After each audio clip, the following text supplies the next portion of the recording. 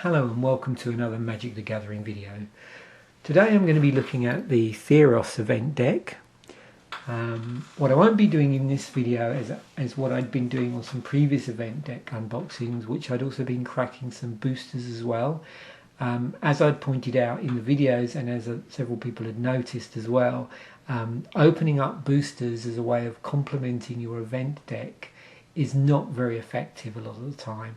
That's because the probabilities against you in terms of, even if you pick a booster which is from a set where there's, which is highly represented in the event deck, the chances of you actually pulling something that might be useful and might trump that something that's already in there is pretty slim. I accept, the common side of things maybe, but most of the cards you're going to pull from those boosters, with just 4 boosters, it's going to be hard to find anything that's going to be able to swap out in the deck. So I'm not going to do it on this video, but I will be using those 4 boosters in a later video to do some, like a sealed deck build basically.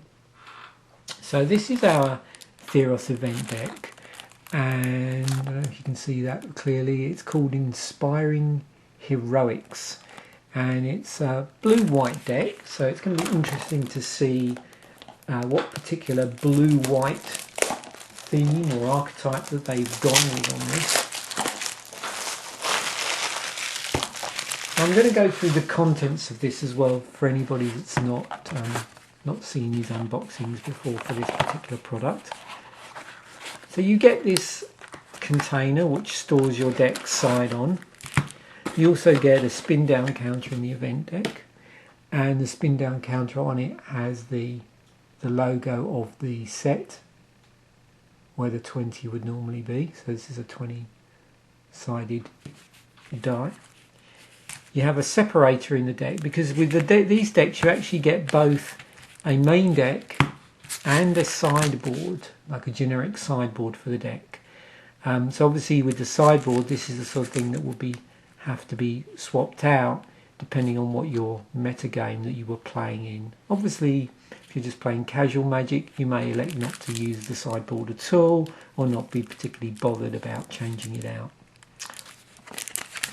So that's the basic components. I'm going to just take a quick look with the inserts. You obviously get the how to play guide, the general how to play guide, and this sort of how to play the deck.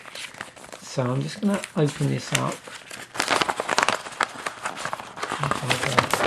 Can get the deck contents on camera just so you get an overview. As you can see here, it's organised by mana cost, with creatures first, then other spells, lands, and the sideboard. It also gives you the set which they come from, and obviously the casting cost and the name and the amount. So in this deck we've got an interesting mana base. We have 4 Azorius Guildgate which come into play tapped. We have a Hallowed Fountain, which is the more expensive dual land, which is also referred to as a shock land, because if you want it not to come into play tapped, you basically have to let it do you 2 damage, which is the same amount of damage that the card known as shock does. We've got 14 planes and 5 islands in the deck, so obviously biased towards white, but those Azorius Guildgates and the Hallowed Fountain are going to give you mana fixing for where you've got sort of colour problems, or colour fixing. So on the back we have a bit about playing in tournaments, the different formats, just explaining what standard is. That standard is a constructed format, and what pool of cards you can choose from, and also how that contrasts with limited as a format.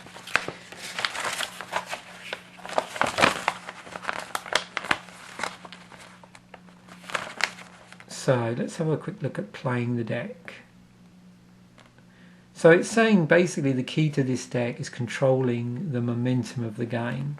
So you have a deck that's designed to basically be aggressive, putting out creatures on your first or second turn, and then obviously using any abilities that a lot of those creatures have to do stuff.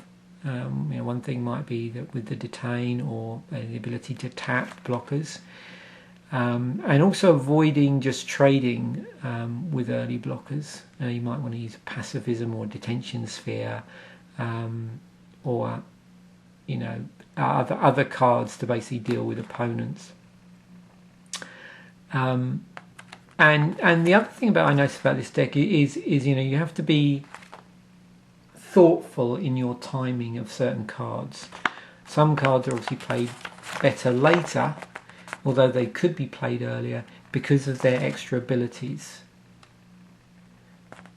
And then it goes to describe how you can use specific cards to get around things, or doing certain things like putting auras onto flying creatures as a way of finishing the game. So when you'll notice with this deck is that this deck cares about a lot of different things. There's heroic in here, and we'll see how that sort of is represented in the deck. So let's actually crack the deck open. We can take a look at both the what the cards do, but also good opportunity on camera to have a look at the artwork.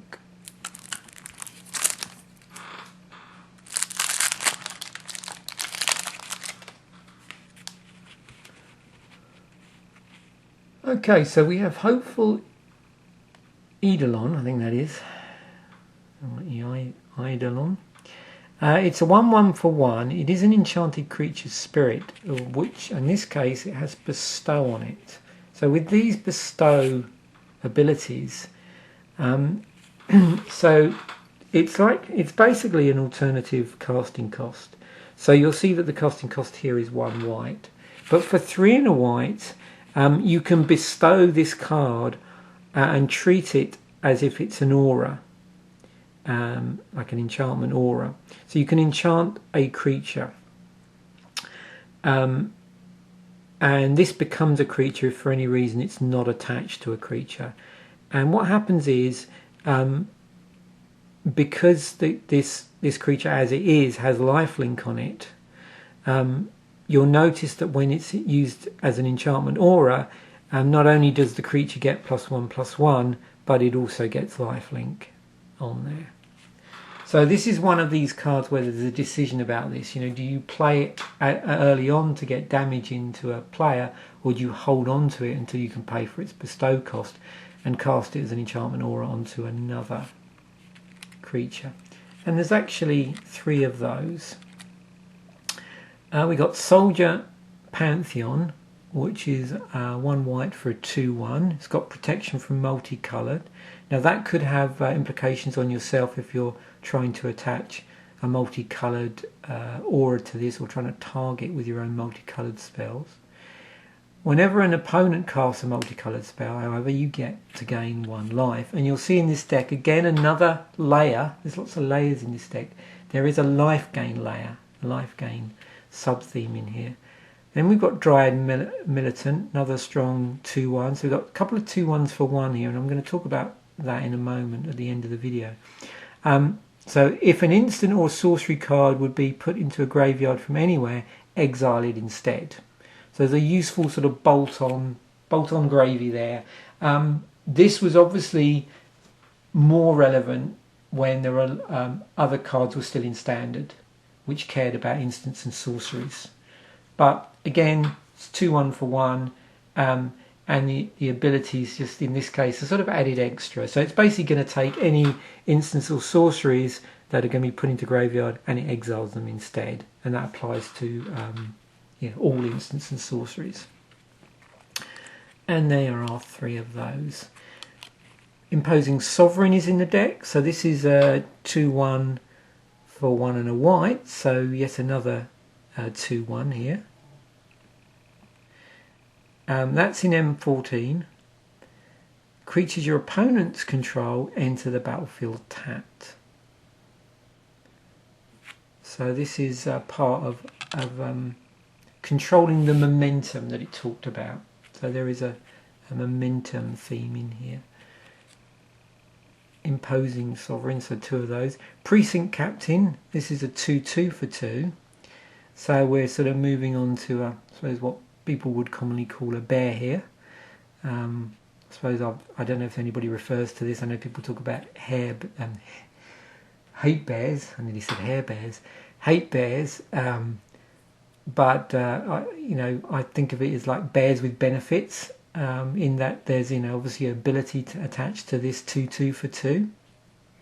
So in this case we've got first strike, and whenever Precinct Captain deals combat damage to a player, put a 1/1 white soldier creature token onto the battlefield. So another layer in the deck. We've got tokens coming into play, and we've got Battle-Wise Hoplite. So this introduces our heroic theme for white blue, so 2 for 2/2 again. This has heroic on it as its benefit. So whenever you cast a spell that targets Battle-Wise Hoplite, so that's anything that says target on it, and things also like auras, which is also technically a target, was technically targeted.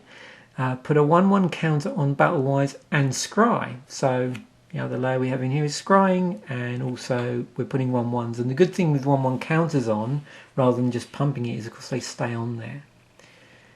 So if we target this multiple times, and of course it has to be a spell that we cast, it's going to put 1/1 counters on there.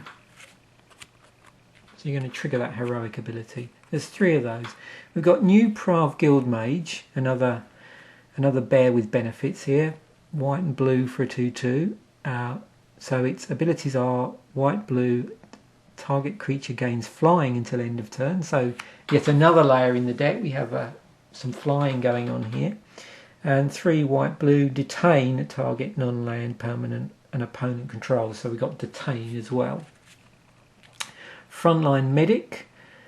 This is a 2 and a white for 3/3, so 3 for 3/3. Battalion. Whenever Frontline Medic and at least 2 other creatures attack, creatures you control are indestructible this turn. You can sacrifice Frontline Medic to counter a target spell with X in its mana cost unless its controller pays. Is that 3? Yep. It's difficult to see on camera. So we have Battalion in here. We've got Banisher Priest, so this is 1 and 2 white for a 2/2. But on its ability, you can see why. Whenever Banisher Priest enters the battlefield, exile target creature and opponent controls until Banisher Priest leaves the battlefield. So that'd be an Oblivion Ring type effect on that. And there are 2 of those. Fabled Hero, 1 and 2 white for a 2/2 with double strike. So we have a lot of 2/2s for 3 here with abilities on them. It's also got heroic on it, so again, if we cast a spell that targets it, we put a +1/+1 counter on Fabled Hero. Leave Sky Knight, so this is one of our flyers, and when it enters the battlefield we get to detain a target non-land permanent. So notice the non-land permanent and opponent controls. So until your next turn, that permanent can't attack or block, and its activated abilities can't be activated. 3 of those. Ascended Lore Mage. So we're now getting onto our 4 casting cost things. So 2 white, blue for a 3/2 with flying and hexproof. And there are 2 of those.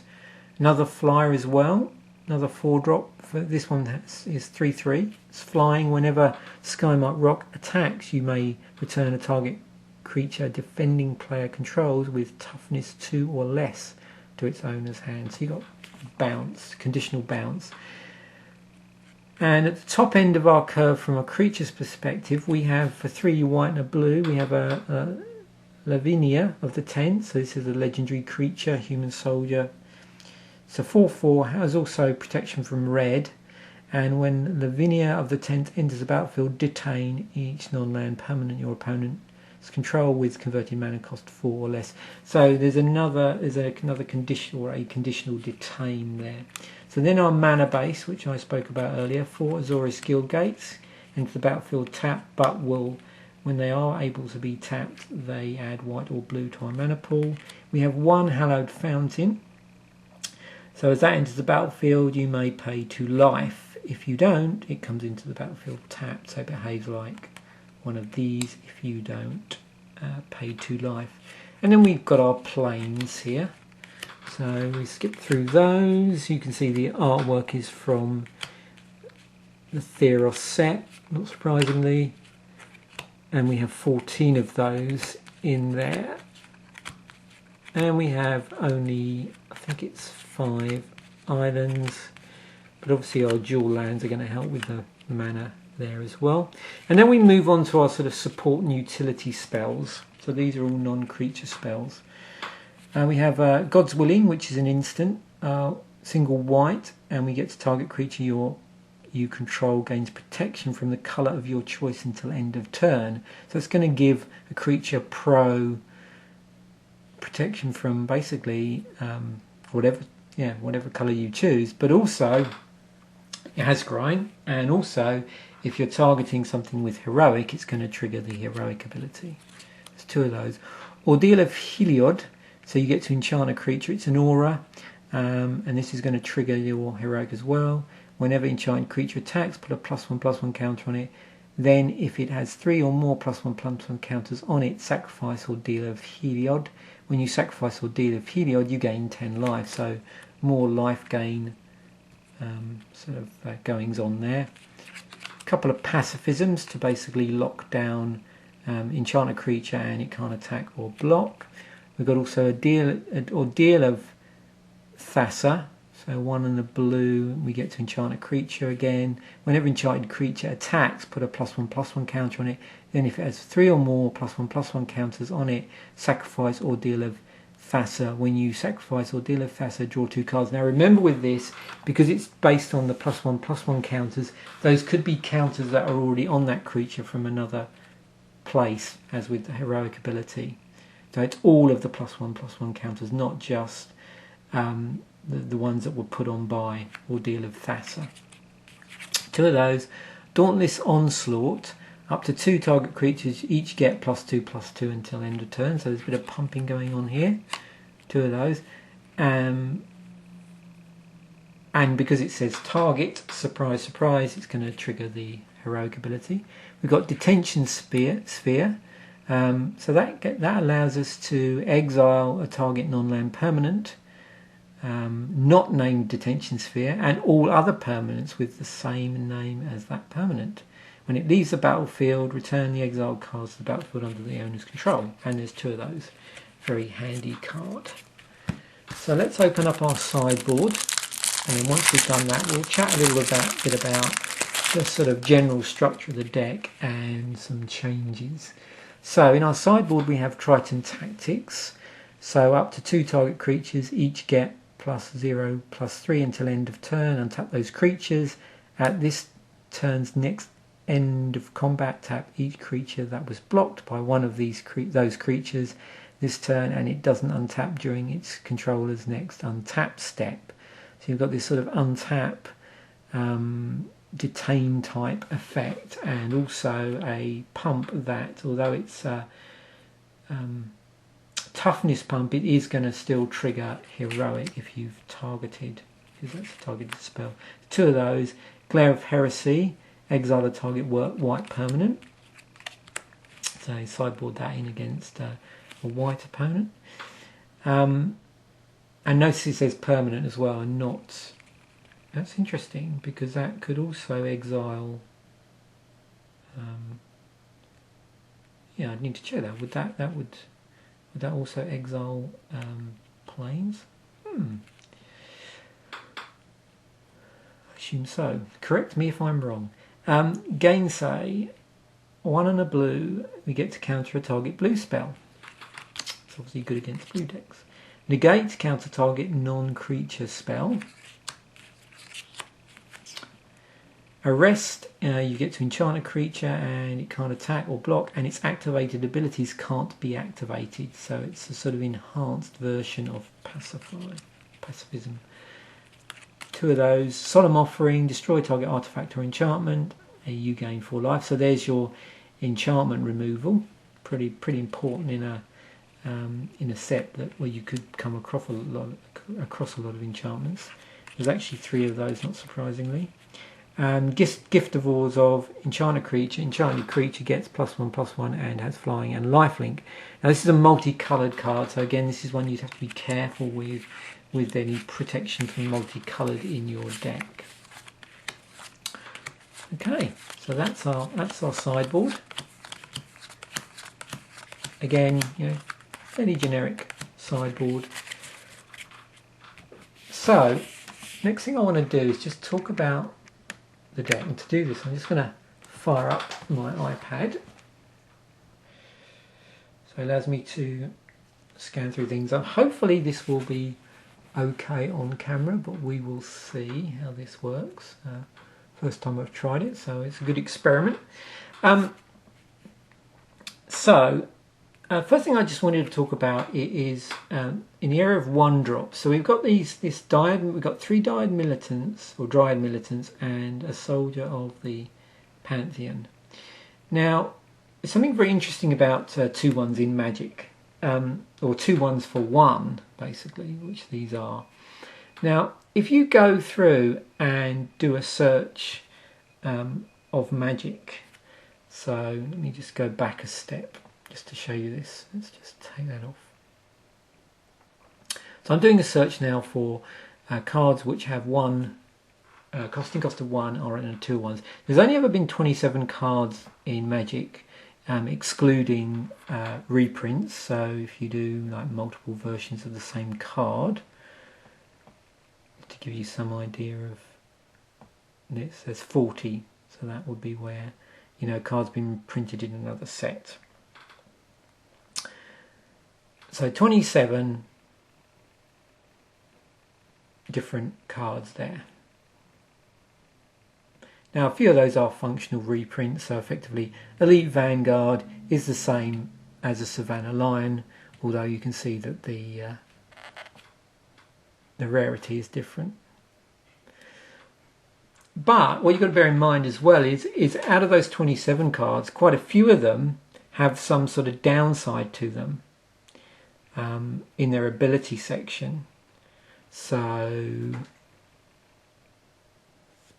or they have some sort of caveat that is bolted on to it. Maybe it's got Defender on it, or it's forced to attack, which might not be a problem in an aggressive deck, or it might have a shadow on it, or you might have an upkeep cost of some description. So if we now look at standard,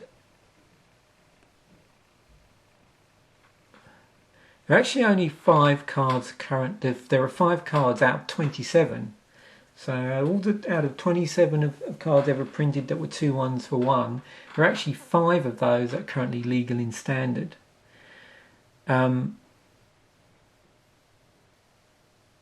So we've got Soldier of the Pantheon and Dryad Militant are both in this deck at the moment.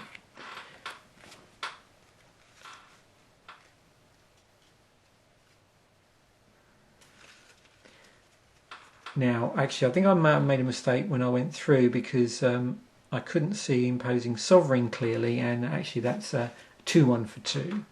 Not a 2/1 for 1, so if I said that at the time, I'll correct that. But yeah, in the deck we have Soldier of the Pantheon and Dryad Militant are both in there. So that's a pretty good proportion when you consider the amount of times that we get 2/1s for 1. And also, they have a very usable, both have usable abilities on there. So what other 1-drops did we have? We had God's Willing and Hopeful. Eidolon. Now, what I really wanted to look at is just to show you, you've got something in here with Bestow, you've got cards with Heroic, you've got cards that affect the tempo, You have obviously enchantments. So this deck cares about lots of different things simultaneously. So one way that you could develop the deck is to pick certain things that it cares about over others and enhance those at the expense of something else. So what I mean by that is, supposing you really wanted to take this deck and explore the heroic ability, well, you might say, well, let's have a look in Magic, currently in Standard, and find out, all of the cards in blue and white that currently have heroic. Are there any cards that are stronger than cards I have in here, or work well alongside cards that I have in here, or would substitute out cards that don't have heroic for the same casting cost? Also, I would probably want to increase or make more effective my auras, which I'm going to use, or any targeted spell that I want to use in combination to trigger my heroic ability. And I would do that at the expense of other themes or other layers within the deck that I don't want to explore. And I think that's why I really like this deck, actually, is because it does give you a lot of stuff to work with. Firstly, you could just sit there and just basically fine-tune the deck. So, basically ditch a few things that maybe weren't as strong, increase the count of other cards, maybe look at the, probability-wise, how likely you're going to be effectively triggering heroic in the deck. Those sort of things.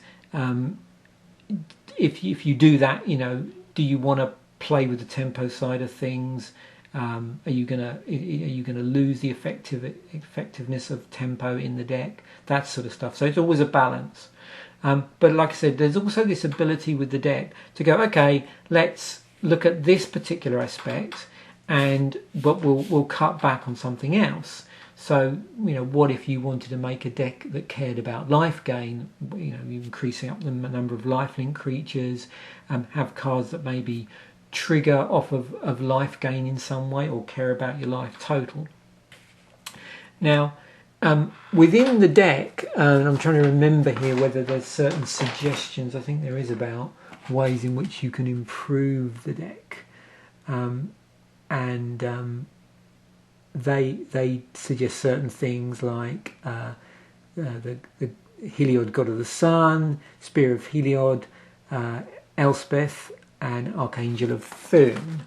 So let me just pull up some other stuff that might be in amongst this. So I just put together a little ideas list. The things that might work in terms of tuning the deck in certain directions. So we've got Phalanx Leader, so it's got heroic on it. Whenever you cast a spell that targets Phalanx Leader, put a 1/1 counter on each creature you control. So that gets you to put 1/1s on each creature you control. So it's obviously the downside is it's 1/1 for the cost of 2 white to play that. If you were going down the life gain theme and you wanted to have something that synergized with caring about life totals, then Path of Bravery is a possible option if that was the direction you were going in. As was said in the sort of sheet that came with it, Spear of Heliod. I'm just going to skip over one because I want to go back to that because it's not currently standard legal. Thassa, God of the Sea. Heliod, God of the Sun. The other thing is, because you're playing blue-white, if you go down a certain route and you find yourself up against certain decks, supposing you needed a board sweeper to deal with like a weenie deck, then you have the option of using Supreme Verdict, which is currently legal in Standard, and you need blue and white to cast that. And also you've got Archangel of Thune, so that has flying, lifelink. Whenever you gain life, put a +1/+1 counter on each creature you control. It's a 3/4 for 3 and 2 white, so that could be a good alternative top end creature that you could do. So when you're doing all of this, obviously you might want to keep a similar curve to what you have. And going back to the original deck, you can see we've got 9 1-drops, 12 2-drops, 11 3-drops, and 3 at the 4 mana cost level, and 1 5-drop, which is your sort of top end of the curve. in the main deck. So again, you know, just you could go through and sort of look at certain things, you know, like, is there another card that I might want to use instead of Lavinia of the 10th? You know, and obviously that would remove one possible way to detain a creature, but maybe you would want something in there that might pump creatures and do it that way. Now the other thing is you could go beyond just having standard stuff, and one thing you could try is looking at you know, other sets which had Azorus colours in it, or was, you know, multicoloured. And if you go back, you get cards like Steel of the Godhead. So that was an enchantment. And you get to enchant a creature. As long as enchanted creature is white, it gets +1/+1 and has lifelink. Whenever it deals damage, its controller gains that much life, obviously. And as long as enchanted creature is blue, it gets +1/+1 and is unblockable. And there are a number of like multicolored creatures in the deck.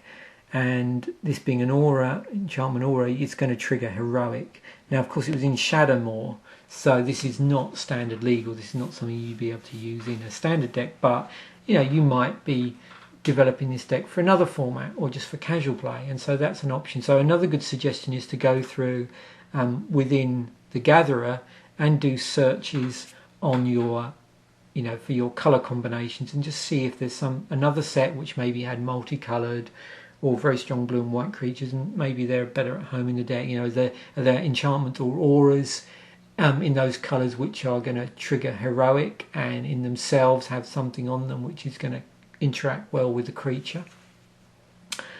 And then finally, another thing you could do is take a look at other decks that are out there in blue and white.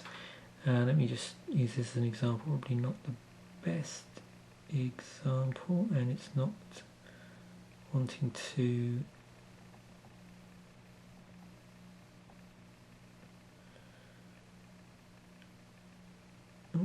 oh, there we go. So you might want to take a look at other blue and white decks that are doing the rounds and just see what's in there, you know what sort of maybe good place of looking at you know, are there other higher end cards. You know, we were talking about planeswalkers. You know, is there a planeswalker that might be effective in the deck? Are there other cards in blue and white which might work well if you spun out the deck in a certain way, took one of the many levels that I was talking about in the deck and just went with that? Are there charms that might work well in the deck?